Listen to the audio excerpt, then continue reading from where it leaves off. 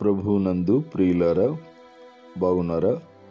ప్రభువు అయిన యేసుక్రీస్తు నామంలో మీకు వందనములు, శుభములు తెలియజేస్తూ ఉన్నాను. ప్రతిదినము మీ కొరకు ప్రార్థిస్తున్నాను. మీరును మా కొరకు, మా పరిచర్యల కొరకు తప్పక ప్రార్థన చేయగలరు. దేవుడు మిమ్మును, మీ కుటుంబములను దీవించి ఆశీర్వదించునుగాక. ప్రియ సోదరి సోదరులారా, ఈరోజు మన పాఠము అపోస్తులుల కార్యముల గ్రంథం 1వ అధ్యాయము 1వ వచనం నుండి 26వ వచనం వరకు గల ప్రాముఖ్యమైన సంగతులను గూర్చి విందాం. శ్రద్ధగా వినండి. ఈ యొక్క అధ్యాయంలో అనగా అపోస్తులుల కార్యముల గ్రంథమును కూడా లూకా థియోఫిలాకు సంబోధించి రాస్తున్నాడు. లూకా తన మొదటి గ్రంథంలో ప్రస్తావించిన విషయముల తర్వాత జరిగిన సంఘటనలు అపోస్తులుల కార్యముల గ్రంథం. లూకా సువార్త మొదటి భాగము అనుకుంటే అపోస్తులుల కార్యముల గ్రంథము రెండవ భాగంగా లూకా రచించి థియోఫిలాకు పంపి ఉండవచ్చు. మొదటి భాగమైన సువార్తలో లూకా యేసు ప్రభు యొక్క భూలోక జీవితమును గురించి వివరించాడు. ఇప్పుడు క్రైస్తవ సంఘమును గురించి తెలుపుచు ఈ రెండవ గ్రంథంలో ప్రస్తావించాడు. సువార్తలో యేసు చేసిన క్రియల గురించి ప్రస్తావించి ఈ రెండవ గ్రంథంలో అపోస్తలుల ద్వారా పరిశుద్ధాత్ముడు చేసిన కార్యములను, సంఘ అభివృద్ధిని వ్రాశాడు. లూకా తన సువార్తలో క్రీస్తు భౌతిక జీవిత అంతమును వివరిస్తే, కార్యముల గ్రంథంలో ఆయన ఆత్మీయ జీవిత కొనసాగింపును, దాని ప్రభావమును చక్కగా వివరించాడు. యేసు ప్రభు పునరుత్థానం చెందిన తర్వాత సుమారు 40 దినముల పాటు శిష్యులకు కనబడి వారిని బలపరిచాడు, విశ్వాసములో స్థిరపరిచాడు. వారిని యెరూషలేములోనే ఉండి తను వాగ్దానం చేసిన పరిశుద్ధాత్మ కొరకు కనిపెట్టమన్నాడు. కొద్ది దినములలోనే మీరు పరిశుద్ధాత్మలో బాప్తిస్మం పొందెదరని వాగ్దానం చేశాడు. యేసు తన శిష్యులకు పరిశుద్ధాత్మ శక్తిని వాగ్దానం చేశాడు. ఈ పరిశుద్ధాత్మ శక్తి ద్వారానే ఆది క్రైస్తవ సంఘము బలమైన శక్తితో ఆవిర్భవించింది. పరిశుద్ధాత్మని రాక క్రీస్తు వాగ్దాన నెరవేర్పు. ఈ వాగ్దాన నెరవేర్పు కొరకు శిష్యులను కనిపెట్టమని సూచించాడు. యేసు తన పరిచర్యలో దేవుని రాజ్యమును గురించి బోధించాడు. ఆయన శిష్యులు, యూదులు దానిని భూలోక సంబంధమైనదిగా భావించారు. అందుకే శిష్యులు, ప్రభువా, ఈ కాలమందు ఇజ్రాయేలునకు రాజ్యమును మరలా అనుగ్రహించెదవా అని ప్రశ్నించుటలో ఎంత అపార్థం చేసుకున్నారో అర్థమవుతుంది. అప్పుడు యేసు శిష్యులను గద్దించి, కాలములను, సమయములను తండ్రి స్వాధీనంలో ఉన్నాయి, వాటిని తెలుసుకొనుట మీ పని కాదు. మీరు పరిశుద్ధాత్మను పొందినప్పుడు శక్తి నొందెదరు. అప్పుడు బోధిగంతముల వరకు నాకు సాక్షులై ఉందురు గనక దేవుని రాజ్యము పరిశుద్ధాత్మ శక్తితో స్థాపించబడుట మీరు చూచెదరు అని తెలియచేశాడు. రెండవసారి యేసు పరిశుద్ధాత్మ కొరకు కనిపెట్టమని హెచ్చరించాడు. దేవుని ఆత్మశక్తి శిష్యులను సాక్షులనుగా చేయును. వారు దేవుని రాజ్యమునకు బలమైన సాక్షులగుదురు. అది పరిశుద్ధాత్ముని కార్యం. యేసు తన శిష్యులు చూచుచుండగా పరలోకమునకు ఆరోహణమైనాడు. మేఘము ఆయనను కొనిపోయెను.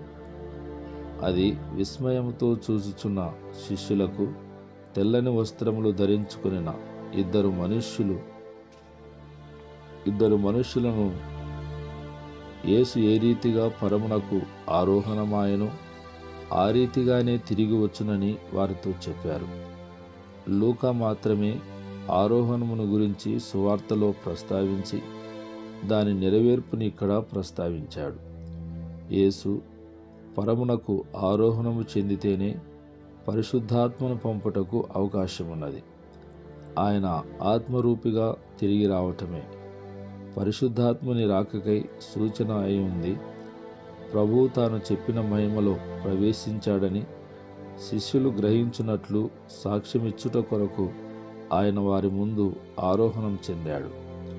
యేసు ప్రభు తిరిగి వచ్చుచున్న వాగ్దానం వారిని బలపరిచింది. ఆయన రాక కొరకు కనిపెట్టుటకు తోడ్పడింది. ప్రియులారా, యేసు ఒలివల కొండ దగ్గర ఆయన ఆరోహణం చెందాడు. శిష్యులు మరియు వారితో కూడా ఉన్నవారు యెరూషలేమునకు తిరిగి వచ్చి వారు బస చేయుచున్న మేడగదిలో పరిశుద్ధాత్ముని కొరకు కనిపెట్టుచు ఎడతెగక ప్రార్థన చేస్తూ ఉన్నారు. వాగ్దానమును పొందుకొనుటకు వారు ఎడతెగక ప్రార్థనలో గడుపుట మనకు ఆదర్శప్రాయం. పరిశుద్ధాత్మను పొందుకొనుటకు ప్రార్థనలో గడపాలి. ఇక్కడ గమనించదగిన విశేషం, యేసు సహోదరులు శిష్యులతో ఉన్నారు. యేసు జీవించిన కాలంలో వారు ఆయనను వ్యతిరేకించారు. యేసు మరణ పునరుత్థానములు వారి మనోనేత్రములను తెరిపించి ఉండవచ్చు. వారు కూడా ఏక మనస్సుతో ఎడతెగక ప్రార్థించుచు మేడగదిలో కనిపెట్టుచున్నారు. ప్రియ సోదరి సోదరులారా, పేతురు, ఇస్కరియోతు యూదా ఎలా క్రీస్తును శత్రువులకు అప్పగించి ద్రోహం చేసింది, ఎలాంటి భయంకరమైన మరణము నొందినది, ప్రవచన నెరవేర్పును ప్రస్తావించుచూ వివరించాడు. సుమారు 120 మంది అనుచరులు అక్కడ ఉన్నారు. వారికి వివరించాడు. ఇది క్రీస్తు శిష్యవర్గముగా చెప్పబడుటకు స్వల్ప సంఖ్యే. ఈ చిన్న మంద ద్వారానే పరిశుద్ధాత్ముడు ప్రపంచమును మార్చివేయనుద్దేశించాడు. క్రైస్తవ సంఘము అత్యల్పమైన శిష్యులతో ఆరంభమై అనతి కాలంలో విస్తారముగా అభివృద్ధి చెందుటను లూకా తెలియజేస్తూ ఉన్నాడు. ఈ వాక్య భాగంలో ఇస్కరియోతు యూదా దుర్మరణను గురించి ప్రముఖంగా పేతురు వివరించాడు. మత్తయి సువార్త 27వ అధ్యాయం 3-5 వచనములను బట్టి అతను ఆత్మహత్య చేసుకున్నట్లు తెలియచేయబడింది. కానీ పేతురు వివరణలో యూదా తలకిందులుగా పడి నడిమికి బద్దలైనందున అతని పేగులన్నీ బయటకు వచ్చెను అని అపోస్తల కార్యములు 1వ అధ్యాయం 18వ వచనములో వివరించాడు. నీతిమంతుడైన తన ప్రభువును మోసగించి చివరకట్టి ఘోర మరణమును కొని తెచ్చుకొని ఉండవచ్చు. ప్రియులారా, ఇస్కరియోతు యూదా పోగొట్టుకుని అపోస్తలత్వమును భర్తీ చేయాలి. అందుకు తగిన అర్హతలు: 1. అపోస్తలుడు క్రీస్తు పునరుత్థానమునకు ప్రత్యక్ష సాక్షి అయి ఉండవలను. యేసు జీవితమును ఎరిగినవాడై ఆయనతో వ్యక్తిగత సంబంధము గలవాడై ఉండాలి. నేను ప్రభువును ఎరుగుదును, నేను పునరుత్థాన క్రీస్తును కల్లారా చూచాను, ఆయన మాటలు విన్నాను అనే సాక్ష్యము ఇవ్వగలిగిన వాడై ఉండాలి. ఇక 2వది, యేసు ప్రభువుల వారితో కలిసి జీవించిన వాడై ఉండవలను. అనగా యేసుతో సన్నిహిత సంబంధం గలవాడై ఉండాలి. ఈ 2 అర్హతలు గల ఇద్దరు వ్యక్తులను, ఒకరు యూస్తు అను మారుపేరు గల బరసబ్బా అనబడిన యోసేపు మరియు మత్తయి అను వారిని అపోస్తలులకి కావలసిన లక్షణములు గలవారిగా గుర్తించి వారిరువురి గురించి ప్రార్థించారు.